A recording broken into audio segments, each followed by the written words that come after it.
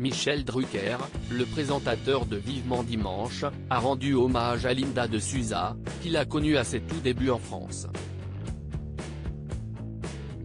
On a appris aujourd'hui le décès de Linda de Souza à l'âge de 74 ans.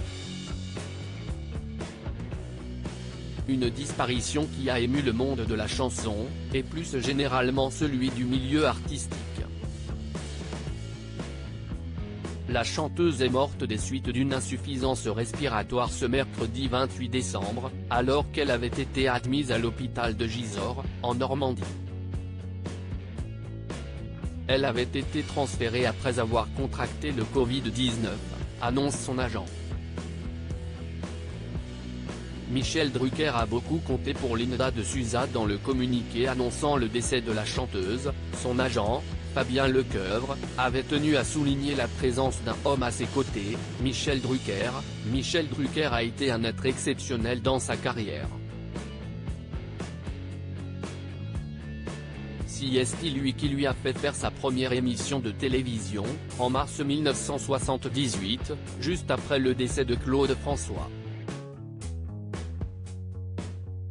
À l'époque, celle qui n'est pas encore la star qui remplira les salles remplace le chanteur disparu quelques jours plus tôt, le 11 mars 1978, il ne l'a jamais abandonné, il lui a encore consacré une émission spéciale de Vivement Dimanche il y a quelques années.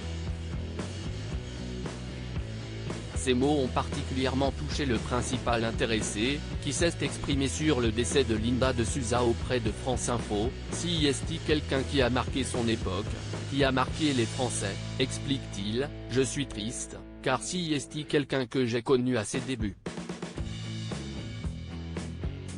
Une femme de chambre devenue star de la chanson alors qu'elle est très jeune, et qu'elle a immigré quelques années plus tôt du Portugal en passant clandestinement la frontière française avec son fils afin de fuir le régime dictatorial de l'époque, une histoire qui fera l'objet d'un livre, La valise de carton, vendu à plus de 2 millions d'exemplaires. L'animateur se souvient d'un timbre de voix très particulier, c'était une très jolie fille.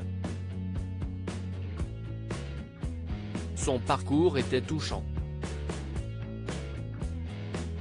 Son histoire était sortie directement des Misérables. Le mot qui me revient, c'est le courage. Elle ne se laissait pas faire. C'était une battante, une rebelle, ajoute-t-il, je l'ai connue, elle était femme de chambre.